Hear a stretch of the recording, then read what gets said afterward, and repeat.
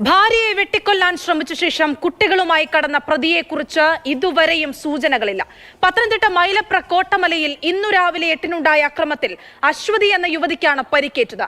ഭാര്യ ഭർത്തൃബന്ധത്തിലെ പൊരുത്തക്കേടുകളെ തുടർന്നായിരുന്നു ആക്രമണം. 2 കുട്ടികൾ വിപിലിനൊപ്പമുണ്ടെന്നത് പോലീസിന്റെയും ആധി കൂട്ടുന്നുണ്ട്.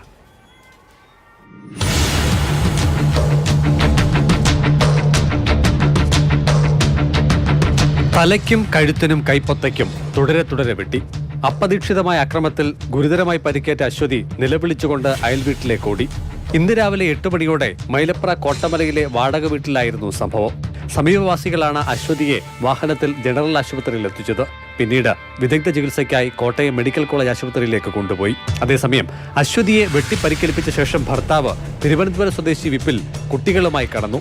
ആദ്യം കോഴഞ്ചേരി ഭാഗത്തെത്തിയ ഇയാൾ ഓട്ടോറിക്ഷയിൽ ചെങ്ങന്നൂരിലേക്ക് പോയെന്ന നിഗമനത്തിൽ പോലീസ് അന്വേഷണം വ്യാപിപ്പിച്ചിരിക്കുകയാണ്.